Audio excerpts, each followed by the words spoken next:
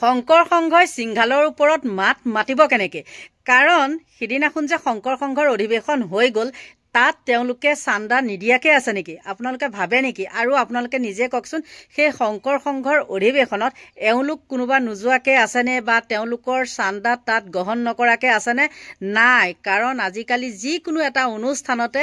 এইবিলাক মানে বিজেপি চৰকাৰক হাতত নললে থাকিবই নোৱাৰে গতিকে তেওঁলোকে মাত মাতি কিয় মানে হেৰিটো মৰণটো ছপাই ল'ব মাত মতা নাই কাৰণ তেওঁলোকক টকা দি পেলাই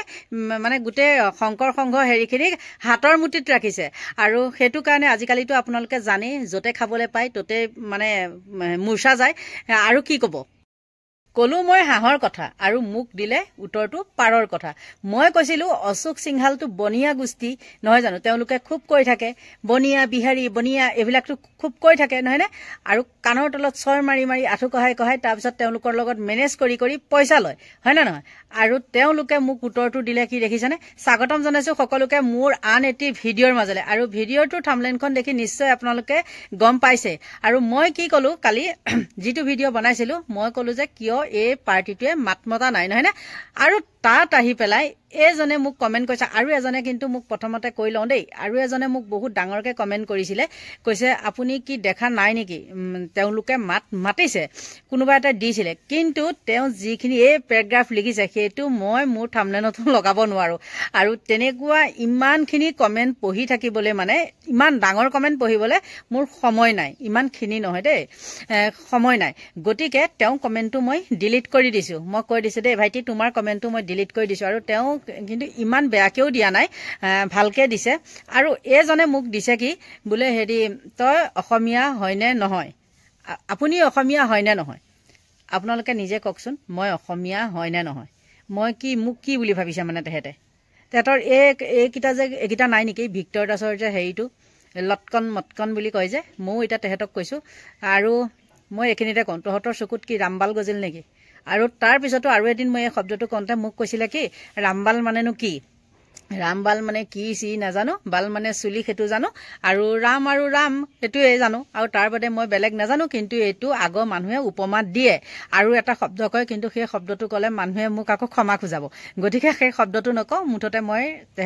এইটোক কৈছো মোক যোনে কৈছে আপুনি অসমীয়া হয় নে নহয় গতিকে সেইটোকহে কৈছো তোৰ চকুত ৰামবাল গজিল নেকি মোক তই কি মানুহ বুলি মুছলিম বুলি ভাবিছ নেকি আৰু যদি মই মুছলিম বুলিয়ে ভাবিছ বা বিহাৰী বুলিয়ে ভাবিছ মই সেইবিলাক ভাষা মাতিলো হয় প্ৰথমতে মই কওঁ যে মই অসমীয়া আৰু সেইকাৰণে অসমীয়া কাৰণে মই শিৰত সেন্দুৰ লওঁ আৰু মুছলমান হোৱা হয় মই শিৰত সেন্দুৰ নললো হয় কাৰণ মই নিজৰ ধৰ্ম নিজে পালন কৰো আৰু সকলোৱে নিজৰ নিজৰ ধৰ্ম নিজে নিজে পালন কৰে আৰু যদি বিহাৰী হলো হয় বা বঙালী হলো হয় মই তেতিয়াহ'লে মই কিন্তু বিহাৰী বঙালী ভাষাই মাৰিলো হয় মোৰ কথা হল সিমানখিনিয়ে গতিকে তোৰ চকুত মই আকৌ কৈছো তোৰ চকুত ৰামবাল গজিলে তই ডক্টৰৰ ওচৰলৈ যাবি আৰু যদি ডক্টৰৰ ওচৰলৈ যাব নোৱাৰ তোৰ চকুত খুব জোৰেৰে বালি মাৰিবিচোন তেতিয়া তোৰ চকু চাফা হৈ যাব দালাল কৰি কৰি খাওঁতে খাওঁতে মূৰত একো নাইকিয়া হ'ল নহয় জানো ঘোঁৰা গোবৰে বাহ ললে নিজৰ ইনকামেৰে যদি কৰি খালি হয় তেতিয়া বোলে মোৰ দিনটো বহুত কষ্ট গতিকে মই অকমান ভাল বস্তু খাওঁ তেতিয়া তো অকন মগজ হ'ল হয় গতিকে তই দালাল কৰি পেলাই আৰু ওপৰতে পাও যে গোবৰে জাবৰে যি পাও একফালৰ পৰা খাই দিয় গতিকে তোৰ মূৰটোত ঘোঁৰা গোবৰ আছে আৰু সেইকাৰণে তই মোক কি বুলি কৈছা যে তই অসমীয়া নে মুছলিম আৰু এজন ভাইটিয়ে মই যে কৈছিলো যে কমেন্টটো মই ডিলিট কৰি দিলো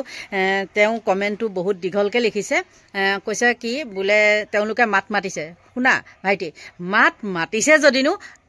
কেইদিনৰ পিছত মাত মাতিছে তোমালোকে ভিডিঅ' শ্বেয়াৰ কৰিবা আকৌ ছ'চিয়েল মিডিয়াটো হওক বা ক'বাতো হওক তোমালোকে ভিডিঅ' শ্বেয়াৰ কৰিবাচোন তেতিয়া আমি দেখিম কিন্তু মোক যিমানখিনি মানুহে কমেন্ট কৰিছে কোনেও কিন্তু দেখা নাই আৰু কিয় দেখা নাই জানানে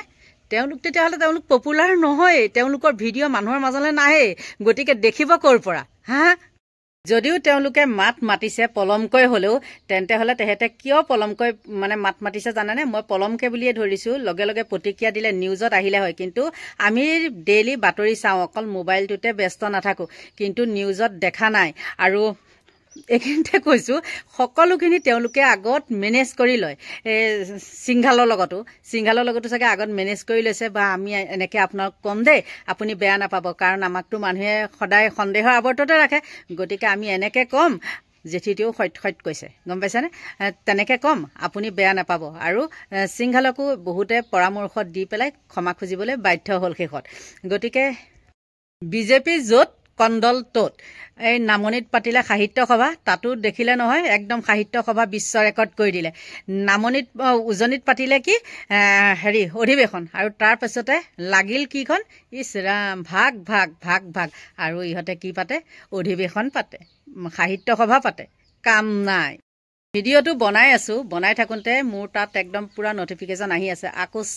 চাই লৈ পেলাই দেখোঁ পূৰা কমেণ্ট আৰু কমেণ্টটো কি আহিছে জানেনে যে শংকৰ সংঘই ইয়াৰ ওপৰত কিয় মাত মতা নাই মই আপোনালোকক কৈ আছোঁ শুনক সকলো মিলি ভকত শংকৰ সংঘ হওক এতিয়া শংকৰ সংঘ অধিৱেশন যে তাত হৈ গ'ল তাত এহেঁতে চান্দা নিদিয়াকৈ আছে বুলি ভাবিছে নেকি এহেঁতৰ পৰা চান্দা লৈছে আমাৰ বিজেপি চৰকাৰৰ পৰা আৰু মামাৰ গোটেই সোপা বহতীয়া ইয়াত আকৌ কোনোবাই মোক আহি পেলাই শংকৰ সংঘ মানুহে ধৰিলেও ধৰক তেওঁলোকে প্ৰতিক্ৰিয়া প্ৰকাশ কৰিছেনে শংকৰ সংঘ মানুহখিনিও হ'ল বহতীয়া আৰু সেইকাৰণে তেওঁলোকে ইমান এটা ডাঙৰ কথা কৈ দিছে নহয় জানো এইফালে শংকৰ সংঘ মাৰে কিন্তু আমাৰ শংকৰদেৱৰ দ্বাৰা ৰচিত আমাৰ ভাওনাসমূহৰ ওপৰত ইমান বিৰূপ এটা মন্তব্য প্ৰকাশ কৰিছে কিন্তু তেওঁলোকে মাত মতা নাই আপোনালোকৰ কমেণ্টটোৰ মই উত্তৰটো আজিয়ে দি দিছোঁ দেই কাৰণ মই ভিডিঅ'টো একদিনৰ আগত বনাওঁ গতিকে এইখিনিয়ে আছিলে আৰু কিমান কি কৈ থাকিলে উৰকে নপৰে সদৌ শেষত এটা কথা কওঁ আপোনালোকৰ সঁচাকৈ সদায় যে মোক আপোনালোকে মানে কমেণ্ট কৰে এইটোৱে সঁচা বাইদেউ ৰাইট বাইদেউ ঠিক কথা কৈছে বাইদেউ সেইকাৰণে মোৰ বহুত ভাল লাগে আৰু মোৰ ফালৰ পৰা একে সকলোলৈকে মানে বহুত ধন্যবাদ দিছোঁ দেই আৰু এতিয়া ভিডিঅ'টোৰ পৰা লৈছোঁ বিদায় বাই বাই